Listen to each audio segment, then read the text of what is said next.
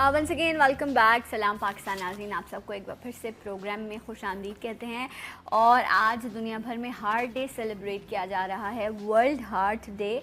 और इसको मनाने का मकसद यही है कि मुख्तलिफ़ कॉन्फ्रेंसेस की जाएँ, वॉक्स की जाएँ, सेमिनार्स किए जाएँ, मुख्तलिफ़ प्लेटफॉर्म पर इस बात को उठाया जाए कि आपकी बॉडी जो एक मशीनरी है और उस मशीनरी में एक जो पंपिंग स्टेशन है जिसकी वजह से आपकी पूरी बॉडी का मैकेनिज़्म जो है वो काम कर रहा होता है, आप उसको हेल्दी रख सकें। अपने हार्ट को हेल्दी रखने के लिए आपको किन किन फैक्टर्स को अपनाना होगा और कौन कौन सी ऐसी चीज़ें हैं जो आपके लाइफस्टाइल में मौजूद हैं जिनको आपको क्विट करना होगा, ये तमाम अवेयरनेस जो है वो आज के दिन दुनिया भर में जो है वो फैलाई जा रही है कि आप अपने हार्ट को महफूज कैसे रख सकते हैं। महफूज से मुराद ये है कि आप उसको हेल्दी कैसे रख सकते हैं और आप एक अच्छे दिल के साथ, वैसे भी आपको अच्छे दिल का होना चाहिए, अच्छे मिजाज का होना चाहिए। इसको बेहतर रखने के लिए, इसको हेल्दी रखने के लिए आपको किन किन चीज़ों का जो है वो इस्तेमाल करना होगा अपनी लाइफ में, इस पर भी आज हम बात करेंगे। इसके साथ साथ उसके बाद अगले हिस्से में अपने प्रोग्राम के हम बात करेंगे कि मौसम की तब्दीली आ रही है, हम गर्मी से सर्दी की तरफ बढ़ रहे हैं, दिन में गर्मी है जो हैं वो ठंडी हो गई हैं, इसकी वजह से नज़ला, बुखार, दमे का मर्ज़ जो है ये तमाम चीज़ें बढ़ रही हैं। इस पर भी इंशाल्लाह कुछ रेमेडीज़ आज आपके साथ शेयर होंगी, लेकिन ये तमाम डिस्कशन होगी प्रोग्राम के दूसरे हिस्से में। इस वक्त जो है वो हम फोकस करेंगे कि वर्ल्ड हार्ट डे है आज, तो इस हवाले से अपने दिल को हेल्दी रखने के लिए, उसको बेहतर बनाने के लिए हमें क्या कुछ करना होगा। इस पर बात करने के लिए अब वेरी वेल नोन पर्सनैलिटी, आप इन्हें मेरे प्रोग्राम में भी, बाकी शोज़ में भी देखते रहते हैं। मेरे साथ मौजूद हैं अब्दुल गफ़ार आगा साहब। अस्सलाम वालेकुम। आज आप कैसे हैं? अल्लाह का बहुत मिजाज ठीक है आपके? अल्हम्दुलिल्लाह। काफ़ी दिनों बाद आगा साहब जो हैं वो हमारे प्रोग्राम में आए हैं, माशाल्लाह से मसरूफ़ थे क्योंकि पूरे पाकिस्तान में इनको जाना होता है, क्लिनिक से माशाल्लाह कर रहे होते हैं। आगा साहब दिल अगला ब्रेक फिर आ गया, फिर आ गया। कल से 3 हफ्ते की छुट्टी, इसलिए कि सऊदी अरब जा रहा हूँ। चलें माशाल्लाह, अल्लाह आप जिस सफ़र पर जा रहे हैं, अल्लाह जो भी मकसद है आपका उससे कबूल करे। और यकीनन आप जा रहे हैं सऊदीया, तो हमारे लिए भी दुआ कीजिएगा ज़रूर। और आप लोगों से भी दरख्वास्त है कि दुआ कीजिएगा आगा साहब के हक़ में।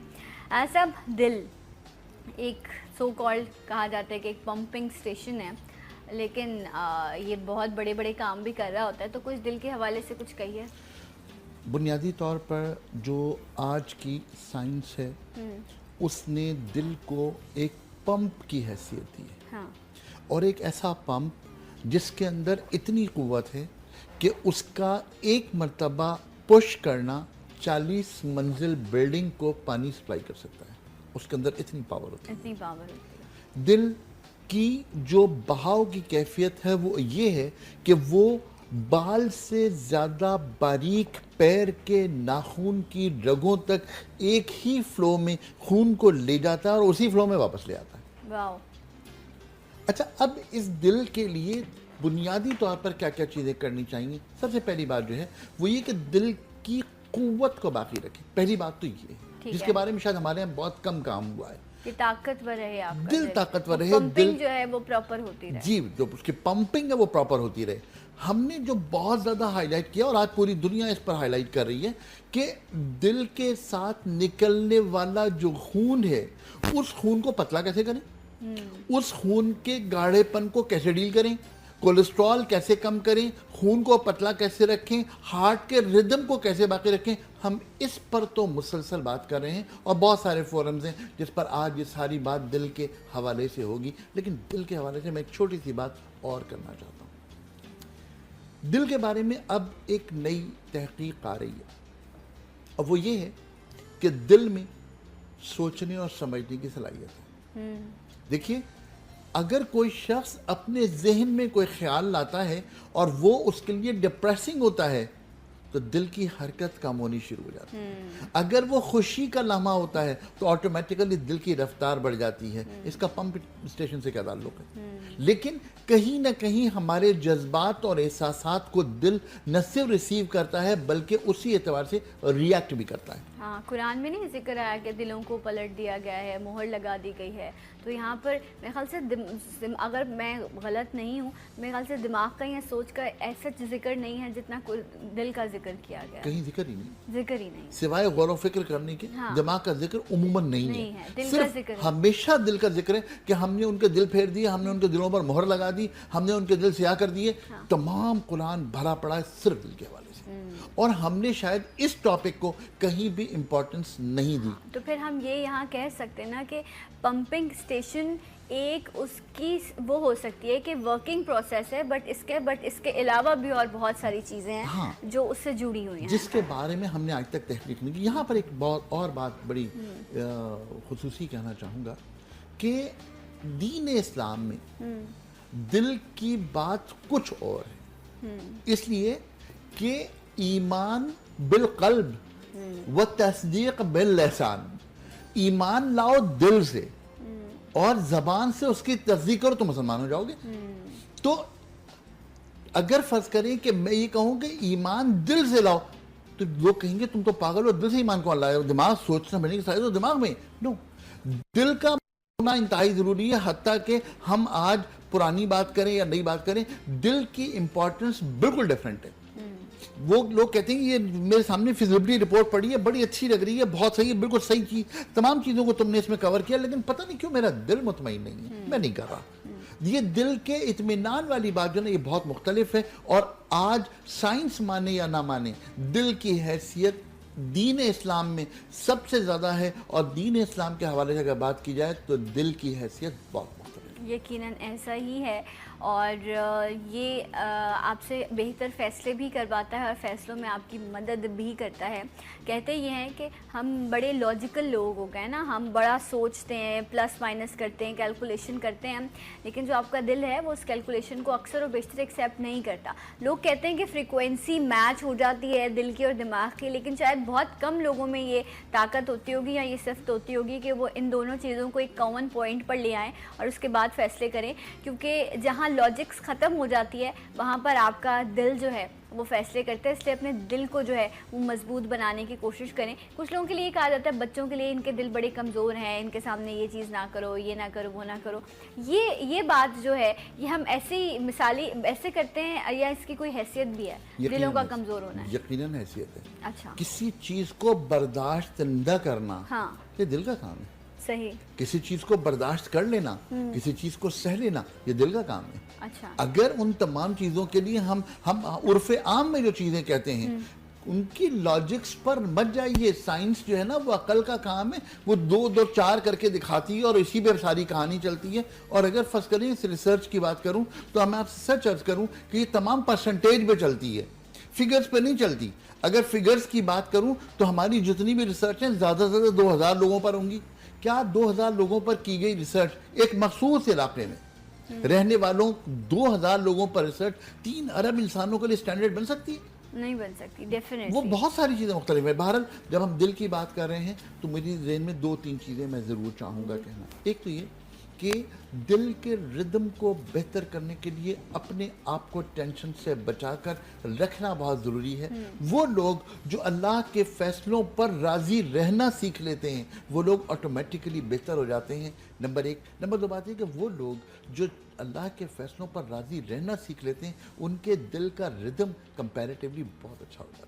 राइट जनाब। अच्छा, अगर हम ये बात करें कि जिस तरह एक हेल्दी हार्ट की तो उसमें कौन कौन से फैक्टर्स हैं जिनको आपको बुरोए कार लाना चाहिए जिससे आप अपने हार्ट को मजबूत रख सकते हैं? अच्छा, अगर मैं सीधा बातें करूँ, इसमें लाइफस्टाइल बड़ा इंपॉर्टेंट है। जो लोग स्मोक करते हैं, जो लोग अल्कोहल का इस्तेमाल करते हैं, बहुत ज़्यादा स्ट्रेस लेते हैं, या स्लीपिंग डिसऑर्डर जिनका बहुत ज़्यादा है, एक्सरसाइज नहीं करते, तो ये तो अपने आप को खुद ऑन रिस्क ला रहे हैं ना। कि आप अगर ये 4-5 चीज़ें जो बड़ी आम सी हैं जिनको ना करके शायद ज़ाहिरी तौर पे मेरी ज़िंदगी में ना कोई कमी आ रही है ना कोई ज़्यादती आ रही है, लेकिन अगर असर पड़ रहा है तो मेरे दिल पर पड़ रहा है इन सब चीज़ों का। मेरा ख्याल है कि आपका जुमला सबसे कीमती है। वो ये है कि लाइफस्टाइल, हमने नेचुरल लाइफस्टाइल को छोड़कर आर्टिफिशियल लाइफस्टाइल अपना लिया है। उस आर्टिफिशियल लाइफस्टाइल के अंदर ये तमाम चीजें रिस्क मौजूद है। अगर आप रोजाना सुबह फजर की नमाज पढ़ते हैं और एक वॉक का लंबा सा एक वो करते हैं, उसके बाद फिर आप घर वापस आते हैं, तो निकलते हुए सूरज की रोशनी आपके लिवर को ठीक करती है, आपके कोलेस्ट्रॉल को बेहतर करती है, आप जो आपकी मूवमेंट है वो आपके हार्ट रिदम को बेहतर करता है। बहुत सारी चीजें खुद ब खुद ठीक होती हैं। जब आप एक्सरसाइज करते हैं और आपके हार्ट रेट 126 पर जाता है, तो आपके जिस्म की जो खराब चिकनाइयां वो ऑटोमेटिकली खत्म होना शुरू हो जाती हैं। जब आप ट्रेडमिल पे खड़े होते हैं और अपनी एक्सरसाइजेज शुरू करते हैं, तो वहां पर ये कहा जाता है कि 126 तक अपनी हार्ट रेट को लेकर जाएं। जब आप हार्ट रेट को 126 पर लेकर जाते हैं, तो ऑटोमेटिकली आपके जिस्म की चिकनाइयां कम होती हैं, कोलेस्ट्रॉल कम होता है, रिदम बेहतर होता है और दिल जो है वो ताकतवर होता है। ओके, राइट जनाब। तो लाइफस्टाइल बहुत ज़्यादा मैटर करता है, लेकिन सब जिस तरह आप अभी लाइफस्टाइल की हम बात कर रहे हैं, वो लोग जो स्मोकिंग कर रहे होते हैं, हम कहते हैं आपकी किडनीज़ के लिए भी, आपके लंग्स के लिए भी, तमाम ऑर्गन्स के लिए जो है वो नुकसानदेह है। वहीं आप हार्ट की प्रॉब्लम्स में भी जो है वो इन तमाम चीज़ों की वजह से मुब्तला हो जाते हैं। स्ट्रेस एक फैक्टर है जो और भी बीमारियों की वजह बनता है। लेकिन बहुत सारे ऐसे लोग हैं जो बड़ी अच्छी हेल्दी लाइफस्टाइल को भी फॉलो कर रहे होते हैं, फ़िश का इस्तेमाल करते हैं, वाइट मीट बिल्कुल छोड़ देते हैं, सॉल्ट भी बड़ा नॉर्मल ले रहे होते हैं, फिर भी हार्ट का मर्ज उनको हो जाता है, बाईपास कराने पड़ते हैं। इस लेवल तक इंसान कैसे पहुंचता है? देखिए, जो अभी तक रिसर्च हैं, इस रिसर्च के अलावा कुछ और भी है, ठीक है, जो यकीनन बहुत सारे लोगों के साथ होता है। मेरे पास एक साहब आए, तो उनका जब मैंने रिजल्ट देखा, उनका कोलेस्ट्रॉल 500 था, ट्राइग्लिसराइड 700 थे। तो मैंने उनसे पूछा परहेज करते हैं? कहने लगे नहीं करता। तो मैंने कहा क्या जुल्म करते हैं? तो कहने लगे साहब 15 साल हो गए, कसम खाने को 5 मील वॉक के बगैर कभी बिस्तर पे नहीं गया। कसम खाने को 15 साल तक एक कतरा तेल का मैंने अपने जिस्म में नहीं डाला। उसके बाद जब ये रिपोर्ट आने लगी तो मैंने परहेज करना छोड़ दिया। ओहो, कोई भी हो तो वो शायद ऐसा ही करेगा। क्या करें, इतनी टफ रूटीन के बाद। मेरी दरखास्त ये कि ये तमाम चीजें हेल्दी लाइफ स्टाइल की तरफ तो आपको लेकर जाती हैं, लेकिन अगर आप ये समझें कि ये सेहत की बुनियाद है, तो सॉरी, ये सेहत की बुनियाद नहीं है, ये यकीनन उसको एड ऑन जरूर करती है। फिर सेहत की बुनियाद क्या हुई? सेहत की बुनियाद आपका खाना है। खाना खाना इंतहाई जरूरी। आप यकीन करें कि इंसान की जिंदगी में जो सबसे इंपॉर्टेंट चीज है उसके किचन है। उसके किचन में वो खाना कैसे पका रहा है, वो खाना कैसे खा रहा है। लोग कहते हैं खाना पकाना, मैं कहता हूं खाना पकाने से कहीं ज्यादा इंपॉर्टेंट दिल के लिए खाना खाना है। खाना आपके सामने रखा हुआ है, आप बेदिली के साथ खाना खा रहे हैं, आपके बराबर में मोबाइल फोन रखा हुआ, आप ठक ठक करके फोन भी सुन रहे हैं और खाना भी खा रहे हैं। आप यकीन कीजिएगा आपका लाइफस्टाइल इस दुनिया का सबसे खराब लाइफस्टाइल है। इसलिए कि मेरे दिए हुए तोहफे को अगर कोई शख्स 3 दिन बाद कचरे में डाल दे तो मुझे दुख होता है। मेरे रब के दिए हुए तोहफे को जो मेरे सामने रिस्क रखा हुआ है उसको मैं बेइतनाई से हटा दूं तो फिर वो मेरा राज़िक नाराज होगा या राजी। वो असल में बहुत इंपॉर्टेंट है कि आप उस रिस्क को इंपॉर्टेंस दीजिए। रिस्क को इंपॉर्टेंस देने की अब मैं साइंसी वजह बताऊं। बात यह है कि जब हम खाना तवज्जो के साथ खाते हैं तो शायद आपने भी कभी महसूस किया हो, मेरे सुनने वालों ने भी महसूस किया हो कि मेरे सामने अगर कोई खट्टी चीज़ रखी हो, कोई अचार रखा हो, कोई चटनी रखी हो, कोई मेरी पसंद की कोई चीज़ रखी हो, तो मेरे मुंह में सलाइवा ग्लैंड काम करने लगते हैं और थूक आना शुरू हो जाता है। ये क्यों होता है? ये मेरी टेम्पटेशन, लोग कहते हैं टेम्पटेशन है। नो, लीमू से क्या टेम्पटेशन है? लेकिन लीमू अगर आपके सामने आएगा, लीमू को शख्स काटेगा तो आपके सलाइवा ग्लैंड जरूर काम करेंगे, मुंह में पानी बनना शुरू होगा, इसलिए कि ये दुनिया का बेहतरीन एंटासिड है। और एसिड के लिए कंट्रोल करने के लिए आपको एंटासिड की जरूरत है। अल्लाह के निजाम ने वो तमाम सिस्टम आपके जिस्म में डाल दिए। और हम लोग जो बड़े सगीर के लोग हैं वो आम तौर पर उनके खाने के साथ कहीं ना कहीं कोई चीज़ एडिशनल होगी, चाहे वो कचूमर हो, चाहे वो सैलड हो, चाहे वो चटनी हो, चाहे वो अचार हो, चाहे वो कुछ और चीज़ हो, लेकिन होती ज़रूर है। ये टेम्पटेशन नहीं है, ये असल में उन तमाम चीज़ों की मैनेजमेंट है। और अगर वो तमाम एंजाइम्स हमारे जिस्म में बन जाएं जो खाने को पूरी तरह हजम करते हैं तो फिर हमें दिल की तकलीफें कभी नहीं। अच्छा, जिन लोगों को ये प्रॉब्लम हो जाती हैं या अक्सर ऐसा होता है कि आप कुछ लोगों को सुनते हैं, उन्होंने कोई ख़बर सुनी, कोई उनके सामने कोई इस तरह का हादसा हो गया या इस तरह की कोई फ़ोन पर आपके पास न्यूज़ आ जाती है, तो उसके बाद कुछ लोगों को एकदम से लेफ़्ट पोर्शन में उनको दर्द होना शुरू होता है और कुछ लोग जो है वो नहीं रेजिस्ट कर पाते, एक्सपायर भी हो जाते हैं, कुछ लोगों को हार्ट अटैक्स होते हैं, ये तमाम मामला।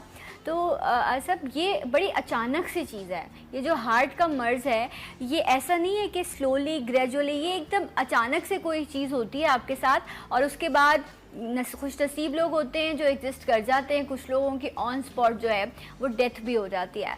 तो ये तो बड़ा रिस्क है कि ये बाकी बीमारियों की तो फिर भी तशखीस हो जाएगी, ये तो आती है और ले जाती है।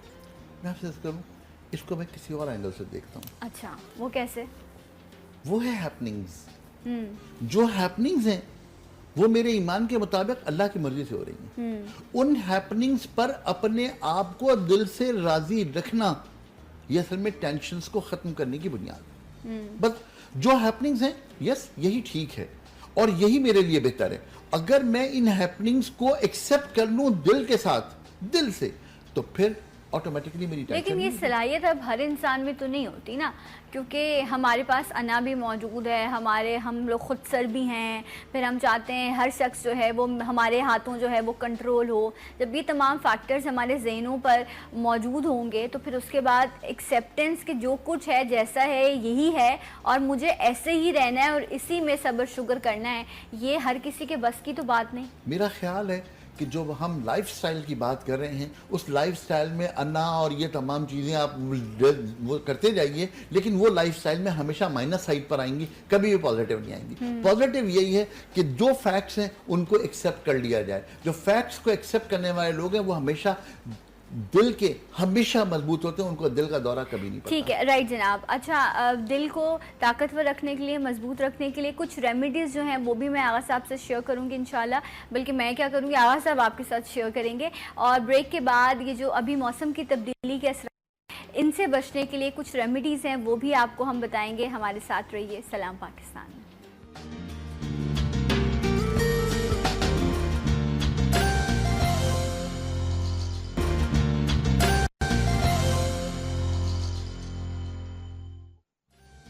Once again welcome back. सलाम पाकिस्तान नाज़रीन, आप सबको प्रोग्राम में खुश आमदीद कहते हैं और इस वक्त हम सलाम पाकिस्तान के किचन में मौजूद हैं। वर्ल्ड हार्ट डे सेलिब्रेट किया जा रहा है, उस हवाले से भी आज डिस्कशन होगी। लेकिन इसके साथ साथ मौसम की तब्दीली के असरात, उनसे आप कैसे बच सकते हैं। अभी से लोग बीमार होना शुरू हो गए हैं, बुखार है, नज़ला, ज़ुकाम, खांसी है। इसके साथ साथ जो है वो लोग जो दमे के मरीज़ हैं उनके लिए मौसम की तब्दीली जो है वो बहुत नुकसानदेह साबित होती है। तो कुछ रेमेडीज़ हैं जो आज आपके साथ यहाँ पर शेयर होंगी और आप कॉल करके अपना जो है सवाल भी लिखवा सकते हैं। इंशाल्लाह ज़रूर उसे भी हम प्रोग्राम में शामिल करेंगे। जी आगा साहब, ये आप गुड़ के साथ क्यों लड़ रहे हैं? असल में ऐसा है, जो एलर्जी है, हाँ। इसमें सबसे पहली चीज़ जो होती है वो होती है छींकें आना। ठीक है। अगर शदीद नज़ला हो रहा हो, शदीद छींकें आ रही हों, ओके। तो एक दवा बड़ी इंपॉर्टेंट है और ये हर घर में आसानी के साथ तैयार हो सकती है। तो मैंने सोचा कि लोगों को आज हम ये बताएं कि जो बहुत शदीद छींकें आ रही हैं, बहुत शदीद नज़ला हो रहा है, उसको हम फौरी तौर पर कैसे रोक सकते हैं, कैसे ठीक कर सकते हैं। उसके लिए हमें जो चीज़ दरकार है वो है सूजी। सबसे पहली दवा है सूजी। ओके। तो सूजी वो सूजी पकानी है आपको? जी, सूजी बनानी है। ये मैं ज़रा सा इंतज़ार कर रहा हूँ कि ये ड्राई हो जाए और उसके बाद फिर हम अपनी रेसिपी कंप्लीट करेंगे। अच्छा। उस रेसिपी के जो इंग्रेडिएंट्स हैं उसमें सूजी है, ओके, पानी है, ठीक है, और उसके साथ मीठा करने के लिए बस इतना ही पानी चाहिए होगा आपको? थोड़ा सा और पानी चाहिए होगा। राइट, इसे खोल देते हैं। अच्छा जी। तो इसमें जो टिश्यू प्लीज भिजवा दीजिएगा और ताकि थोड़ा सा। अच्छा, पानी आपने तकरीबन ये लिया है एक गिलास पानी लिया है, ठीक है। अच्छा, इसमें मैं जो इस्तेमाल कर रहा हूँ वो कर रहा हूँ 2 चमचे सूजी। ज़रा सा अगर ड्राई हो जाए तो ज़्यादा अच्छा होगा। ठीक है, ये ड्राई हो गया। ओके, सूजी भूनेंगे आप जी। 2 टेबलस्पून सूजी यानी 3 चम्मच सूजी मैं इसको भूनूंगा। मैंने दूसरी तरफ 1 गिलास पानी उबालने के लिए रख दिया। ठीक है, ये थोड़ी सी सूजी है और ठीक है। अच्छा, ये जो आपके घर में छोटे बच्चे होते हैं जिनको आप नया नया उनको कहते हैं ना फूड देना शुरू करते हैं, 7-8 महीने के बच्चे हैं, तो उनके लिए कहते हैं कि सूजी बड़ी हेल्दी होती है और जो है आप इसको भून कर आप रख लें और जब भी बनानी हो आप दूध में 1 स्पून 2 स्पून डालें और उसके बाद अपने बच्चे को दें। इससे हेल्दी भी होते हैं ना बच्चे? बहुत ज़्यादा हेल्दी होते हैं। इससे कि सूजी जो है बुनियादी तौर पर ये आटे की बाय प्रोडक्ट है। सही। तो इसलिए जो है इसका इस्तेमाल बहुत बेहतर है। और वो लोग जो ग्लूटेन फ्री दवाएं लेते हैं, ग्लूटेन फ्री रखना चाहते हैं अपने आप को, उनको सूजी नुकसान देती है। अच्छा, मतलब अगर जो लोग डाइट पर हैं इससे मोटापा होता है? नहीं नहीं, ग्लूटेन की बात करें। अच्छा, ओके, राइट, ठीक ये है। सूजी को इस तरह ड्राई तवे पर हल्का सा भून लें। जब ये भुन जाए और ये पानी गर्म हो जाए तो उसके बाद ये सूजी इस पानी में डाल दें। अच्छा, और ये आप किसके लिए बना रहे हैं इसका? ये रनिंग नोज के लिए, छींकें आ रही हैं, सर्दी हो रही है, नाक बहुत ज़्यादा बह रही है, ख़ास तौर से बच्चों की जो दवा नहीं लेना चाहते या नहीं ले सकते फौरी तौर पर, तो उन लोगों के लिए एक ऐसी रेमेडी है जो घर में बनाकर इस्तेमाल की जा सकती है और इससे रनिंग नोज, शदीद आने वाली छींकें फौरी तौर पर ठीक हो जाती है। अच्छा, लेकिन ये आप पानी में बना रहे हैं, इसको दूध में भी बनाया जा सकता है? दूध में भी बनाया जा सकता है, लेकिन अगर फ़र्ज़ करें तो छोटे बच्चे हैं तो दूध में बनाया जा सकता है। अगर बड़े हैं तो वो दूध आमतौर पर पसंद नहीं करते, तो इसलिए मैंने इसको पानी में बनाया है। सही। अच्छा, इसमें सूजी हम हल्की सी भून करके इसमें ऐड कर लेंगे। और जो हम हलवा पूरी के साथ जो हलवा खा रहे होते हैं ना, वो भी यही सूजी का ही बना हुआ होता है ना? ऐसे ही बनता है ना? बिल्कुल ऐसे ही बनता है। लेकिन ये कि उसमें जो है वो मज़ीद चीज़ें शामिल होती हैं, घी वगैरह शामिल होता है। इसमें हमने घी या तेल किसी चीज़ का इस्तेमाल नहीं किया। ओके, राइट जनाब। तो ये सूजी भुनिए, 2 टेबल स्पून, 1 गिलास पानी बहुत अच्छी तरह गर्म कर लीजिए। उसमें ये सूजी, भुनी हुई सूजी उसमें ऐड कर लीजिए और उसमें मीठा करने के लिए थोड़ा सा गुड़ ऐड कीजिए और आखिर में बादाम ऐड कर दीजिए। हलवा बन गया। और ये हलवा अगर चमचे से कोई शख्स ज़रा थोड़ा सा गर्म खा ले तो गले की खराश, छींकें, मौसम की तब्दीली के साथ जो असरात होते हैं वो तमाम के तमाम ठीक हो जाते हैं। और अब मौसम बहुत ख़राब आ रहा है, सुबह के वक्त सर्दी और ड्राई सर्दी, दोपहर में गर्मी और रात को ह्यूमिड यानी रुतूबत के साथ सर्दी। तो उसकी वजह से जो है बहुत ज़्यादा लोग मसाइल का शिकार होते हैं। और ख़ास तौर पे वो लोग जिन लोगों को हुपिंग कफ की शिकायत होती है या उन लोगों को एलर्जिक एस्मा होता है, उन लोगों के लिए बहुत अच्छा, कुछ लोगों को ड्राई कफ होती है, कुछ लोगों को जो है वो बलगम बहुत ज़्यादा होता है, तो ये भी बड़ा मसला है। और ये जो वेदर है ना कि सुबह गर्मी, सर्दी और दोपहर में गर्मी, बच्चों को आप स्कूल भेजते हैं, सुबह जर्सीज पहनाई हुई होती हैं, आपने स्कूल से वापस आ रहे होते हैं तो वो अजीब उनका हाल होता है, उनका वो भी स्वेटर्स, जर्सीज उन्होंने उतारी हुई होती हैं, तो ये मौसम ज़्यादा जो है वो नुकसानदेह हो जाता है। अच्छा, अभी सूजी की जो है ये भुनना शुरू हुई है तो इसकी ना वो खुशबू आने लग गई है, तो अभी इसको और भुनना है थोड़ा। काफ़ी हल्की सी भुन जाए तो बस इसको पानी में ऐड कर दीजिए। इसके बाद जो चीज़ हम इसमें ऐड करेंगे वो गुड़ होगी। अच्छा, गुड़ किसी वक्त भी शामिल किया जा सकता है, चाहे तो पानी उबालते वक्त भी गुड़ डाल सकते हैं। मैंने इस वक्त बहुत कम गुड़ इस्तेमाल किया है, 1 चम्मच के करीब इस्तेमाल किया है, इससे कि ये बहुत ज़्यादा मीठी ना हो जाए। ठीक है जी, ऐसे आपको जो है 1 चम्मच आप गुड़ इस्तेमाल करें। आप थोड़ा ज़्यादा भी करना चाहें तो कर सकते हैं।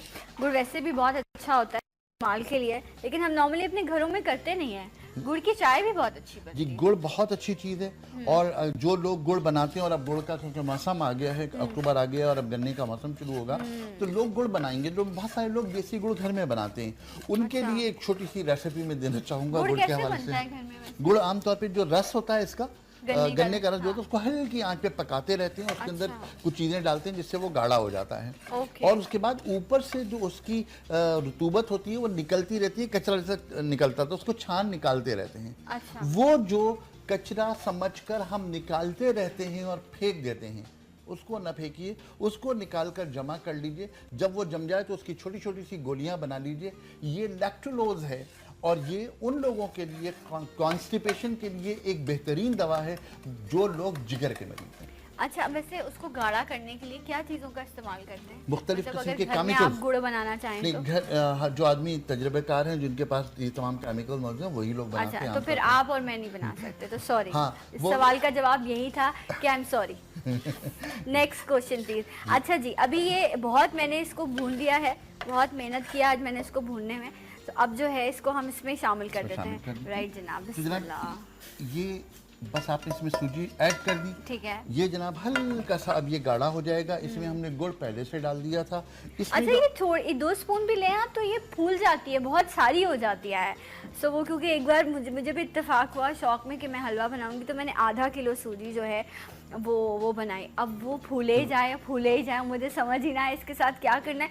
हलवा बनाना ये भी एक आर्ट का काम है। हर इंसान हलवा, हमें लगता है बड़ा हलवा काम है हलवा बना लेना, नहीं ऐसा नहीं है। इसमें भी बड़ा प्रोपोर्शन जो है वो काउंट हो रहा होता है। और ऐसे ही ना सब बिल्कुल ऐसे ही है। तो इसका फिर वो आधे किलो का जो फिर हलवा वो था वो मैंने महल्ले में तकसीम कर दिया। नहीं, मैंने शर्मिंदगी ऐसी दिखाई कि वो जो थोड़ा सा वो था, वो मैंने मम्मा को बना बुलाया, मैंने कहा आप ये बनाएं, क्योंकि ये अगर मैंने रखा तो पता चल जाएगा लोगों को मैं कितनी फुअर हूँ। इसलिए वो फिर ज़ाया ही हुआ, क्योंकि वो जम गया था। ऐसा लग रहा था कि वो पता नहीं कुछ और ही अजीब सी चीज़ थी। तो हलवा बनाना उस दिन मुझे पता चला कि इतना आसान काम नहीं है, इसलिए कम आप लें, थोड़ा लें, ताकि आप बेहतर तरीके से जो है उसको बना सकें। हमने सिर्फ 3 टीस्पून लिया था। हाँ, और आप देखिए 1 गिलास पानी के अंदर इसने गाढ़ा कर दिया। अच्छा, हमने डायरेक्ट क्यों नहीं डाली सूजी, भूनी क्यों? भूनना इसलिए ज़रूरी है कि इसके अंदर कुछ ऐसे बैक्टीरिया हो सकते हैं जो हमारी सेहत को ख़राब करें, तो भुनने के बैक्टीरिया हमेशा मर जाता है। अच्छा, और कुछ चीज़ें ना उनमें कच्चापन भी शायद आ रहा होता है। जब आप भून लेते हैं तो उनका थोड़ा टेस्ट भी चेंज हो जाता है, तो इसलिए अगर आप भून के हलवा बनाएंगे तो वो ज़्यादा आप अच्छा टेस्ट की बात कर रही हैं, मैं हेल्थ की बात कर रहा हूँ। दोनों चीज़ें मिला ली जाएं तो एक शख्स हेल्दी और टेस्ट के साथ तमाम चीज़ें करें। दोनों चीज़ें एक साथ, वैसे हमें लगता है बड़ी मुश्किल है, लेकिन इतना मुश्किल होती नहीं है। ठीक है जी। ये जनाब मैं इसमें बादाम कटे हुए मैं इसमें ऐड कर रहा हूँ, और ये बादाम का पाउडर भी यूज़ किया जा सकता है। ठीक है, ये मैंने बादाम इसमें यूज़ क्योंकि हमारे पास टाइम जो है वो, ये एक चीज़ आपने बना ली। अच्छा, ये थोड़ा पकेगा ना अभी? थोड़ा सा पकेगा। अच्छा, अभी आपको दूसरी चीज़ भी स्टोव पे करनी है? स्टोव ऑन कर दूँ मैं? राइट। मेरा ख्याल है ये हम पहले सर्व कर दें, अगर आपकी इजाज़त हो तो। जी बिल्कुल, थैंक यू। अच्छा, बस इसको इतना ही पतला रखना है? इतना ही पतला रखना है और इतना ही पतला इस्तेमाल करना है। राइट जनाब। ये तो पीने वाली चीज़ हो गई। बिल्कुल, ये पीने वाली चीज़ हो गई, और इसको पिया जाए तो ये बहुत ज़्यादा अच्छी हो जाएगी। राइट जनाब। तो इस तरह आपने ये सूजी का जो है वो हलवा बोलते हैं, हरीरा टाइप कह दें, हरीरा टाइप कह दें। ये बहुत अच्छा, और ये गुड़ का है, और ये इंतहाई अच्छा है अगर इसे इस्तेमाल किया जाए तो। ये इसमें से सूजी की और जो है ना गुड़ की इसमें से वो आ रही है, महक आ रही है, रनिंग नोज। हाँ, तो आप मैं इसको 1 मिनट में अगर इसको। अच्छा, एक दूसरी चीज़ जो जिन लोगों के बच्चों के तकलीफ हो रही होती है, नहीं तो गले में तकलीफ हो रही होती है, वो लोग गले में खराश की बहुत ज़्यादा शिकायत कर रहे होते हैं, उनको बहुत ज़्यादा तकलीफ हो रही होती है, उनके लिए ये मैं सेकंड रेसिपी बना रहा हूँ। इसके अंदर तकरीबन हमने 1 गिलास पानी डाला। ठीक है। और इसमें तकरीबन 1 इंच का टुकड़ा मैं अदरक का डालूंगा। अच्छा, ये आप क्या बना रहे हैं? ये मैं गले की खराश के लिए एक रेमेडी बना रहा हूँ। ओके, इससे आपके गले की खराश जो है वो ख़त्म हो जाएगी। जो वो खिच हो रही होती है ना जब आप सुबह उठ रहे हैं गले में, तो सर्दियों के मौसम में तो आप इसके लिए ये अदरक की चाय बना रहे हैं? अदरक की चाय बना रहा हूँ, और इसमें मैं शहद डालूंगा। ओके, तो ये आप अदरक की चाय का जो है वो इसका इस्तेमाल कर सकते हैं। अच्छा, सब दमे के हवाले से भी मसला है, लेकिन कहते हैं जो सर्दी का जो बुखार चढ़ता है ना, ये भी आपको एकदम से आप कांपने लग जाते हैं जिससे आपको सर्दी होती है, और उसके बाद वो बुखार, छींके, नज़ला, और फ्लोर पे आप अगर पैर रखते हैं तो उसकी वजह से आपको छींकें शुरू हो जाती हैं। ये सारी वो चीज़ें जो सर्दियों में तोहफे के तौर पर आपको मिल रही होती हैं। तो बुखार सर्दी का ख़त्म करने के लिए क्या किया जाए जो सर्दी से चढ़ता है? एक सवाल मेरा बड़े दिनों से जहन में है। आप अच्छा, मेरे लिए रखा हुआ था? ओके, आपके लिए रखा था, लेकिन एक उमूमी सा सवाल था। हाँ। इत्तेफाक से आपने वो बात छेड़ दी तो याद आ गई जी। एक शख्स ने पोल्यूशन फ्री एरिया में एलर्जी पर रिसर्च की, डॉक्टरेट की, पीएचडी कर लिया, और वो लंदन था। वो अपनी रिसर्च लेकर एलर्जी की, वो मुल्तान आ गया, गर्द गर्मी गदा गोरस्तान। क्या वो रिसर्च मुल्तान में एप्लीकेबल है? ये सवाल हम पहले भी उठा चुके हैं, आप ही ने उठाया था। यस। हाँ। और खुदा के लिए इस पर थोड़ा सा गौर कर लीजिए। इसको जब आप सोचेंगे तो आपको अंदाज़ा होगा कि जहाँ पर पोल्यूशन बहुत ज़्यादा होती है वहाँ पर रिसर्च वो वाली काम नहीं करती, बल्कि कुछ और करना पड़ता है। इसलिए मैं कहता हूँ कि ये जो रेमेडीज़ हम बता रहे हैं, ये रेमेडीज़ हमारी सरजमीन के लिए हैं, और इन तमाम चीज़ों को अगर आप अप्लाई करेंगे तो आप यकीनन अपने बच्चों को बहुत सारी बीमारियों से महफूज करें। राइट। और वैसे भी जब मौसम शुरू होता है इस तरह का, तो यखनी है, सूप्स हैं, बॉइल्ड एग्स हैं, या ये नट्स हैं जो हम बादाम पिस्ता, क्योंकि हमने इसको बहुत ज़्यादा सर्दी से जो है वो जोड़ दिया है, ये वो तमाम चीज़ें हैं जो आपको मदद कर रही होती हैं। फिर देखिए सिट्रस जो हैं वो आना शुरू हो जाते हैं। अभी वो मीठे आए हुए थे और ग्रे फ्रूट मौजूद है, अब तमाम सिट्रस की फैमिली शुरू हो जाएगी। तो ये तमाम चीज़ें देखें ना, जो आपकी खुराक में, आपके जो फ्रूट्स में जो तब्दीली आ रही होती है, ये किस वजह से? ये बीमारियों से लड़ने के लिए है ना? गले में खराश के लिए लोग कहते हैं विटामिन सी देना चाहिए, और अल्लाह का निज़ाम है कि सिट्रस फ्रूट उसी वक्त आते हैं जब गले में खराश ज़्यादा होती है। लेकिन हम जब जिसको अगर उसको रनिंग नोज है, गला खराब है, तो हम कहते हैं नहीं ये ऑरेंज ना खाए या ये चीज़ ना इस्तेमाल करे, खट्टा है, इससे गला खराब हो जिन लोगों जाएगा। को ड्राई कफ होती है, वो लोग अगर मीठी मौसम्बी या माल्टा इस्तेमाल करें तो उनकी ड्राई कफ बेहतर होगी, गले की सूखापन जो है वो बेहतर होगा अगर वो इस तरह करें तो। और जो मैं ये आज कावा बना रहा हूँ, इसमें अदरक की चाय है। ये मैंने तकरीबन 4 टुकड़े अदरक के लिए हैं, 1 गिलास पानी लिया है। इसको मैं बहुत अच्छी तरह बॉईल करूँगा। इसमें कोई पत्तियाँ कोई चीज़ नहीं शामिल होगी? ज़रूरत ही नहीं है किसी चीज़ की। अच्छा, वो क्योंकि नॉर्मली वो ग्रीन टी शामिल कर देते हैं ना अदरक की चाय में। ग्रीन टी इस्तेमाल करने का मतलब ये है कि फिर हमने केमिकल इस्तेमाल कर लिया, फिर ये ऑर्गेनिक नहीं रही। Okay okay. तो इसलिए मैंने इसमें कोई चीज़ शामिल नहीं की, सिर्फ अदरक। और उसके बाद जो चीज़ मैं ऐड करूँगा वो है शहद। ठीक है। इसमें मैं निकालूंगा। अच्छा, क्या पुदीने या किसी और या दालचीनी इस्तेमाल है इसकी? दालचीनी इस्तेमाल की जा सकती है, लेकिन मैं एक दरखास्त करूं दालचीनी के इस्तेमाल करने वालों से कि दालचीनी की चाय से ज़्यादा बेहतर बात यह है कि दालचीनी का पाउडर आप खा लें, उसके ऊपर चाय पी लें, ये ज़्यादा बेहतर है। इसकी लॉजिक मैं इस तरह अर्ज करूं कि दालचीनी में वाटर सॉल्युबल्स भी होते हैं और ऑयल इंग्रेडिएंट्स भी होते हैं, लेकिन ये कि जब हम उसकी चाय बनाकर पीते हैं तो उसके अंदर जितने भी वाटर सॉल्युबल्स होते हैं वो तो हमें हासिल हो जाते हैं, लेकिन उसके अंदर जो ऑयली सब्सटेंस होते हैं वो हमें हासिल नहीं होते। और ऑयली सब्सटेंस जो है वही सबसे ज़्यादा ज़रूरी है हमारे कोलेस्ट्रॉल को कम करने के लिए, हमारे हजम को निज़ाम को बेहतर करने के लिए। तो अगर दालचीनी का पाउडर चाय के साथ दिया जाए तो वो ज़्यादा अच्छा है। ठीक है, तो ये अदरक का ये जो कावा है ये तैयार हो चुका है। शहद इसी में शामिल करना है? नहीं, हम प्याली में डालेंगे। प्याली में? अच्छा, कप में। तो फिर मैं ये निकाल लेती हूँ। राइट जनाब। और इसमें कि ना जब आप इसको वो टेस्ट करेंगे, टेस्ट भी इसका शहद की वजह से चेंज हो जाएगा, बट आप इसको थोड़ा गर्म ही इस्तेमाल करें तो ये बेहतर होगा। चाय जो है कहने का मतलब ही होता है कि वो गर्म इस्तेमाल की जाए। मैंने कुछ लोग ठंडा बहुत ज़्यादा ठंडी कर देते हैं ना चाय को भी, उसकी वजह से फिर आपको वो जो एक गले में कहते हैं ना टकोर हो रही होती है, वो भी नहीं हो पाती। तो इसको बस शहद को अच्छी तरह मिला लीजिए। ये हमारी आज की दूसरी रेसिपी है। अच्छा जी। ये खुशबू आपको अदरक की अगर अच्छी लगती है तो आपको ये बहुत अच्छी लगेगी। अदरवाइज मैं इसको यहाँ पर रख देती हूँ। अदरक की जो प्रॉपर्टी, तो आप गए होंगे फिर के कितनी अच्छी लगती है अदरक की खुशबू। लेकिन आप जब इसको दवा, इतनी कड़वी दवाएं आप इस्तेमाल करते हैं, ये तो मीठा मीठा होगा क्योंकि इसमें शहद डल चुका है। अच्छा जी, नेक्स्ट रेसिपी क्या है हमारे पास? नेक्स्ट रेसिपी हम अभी उसको देखेंगे।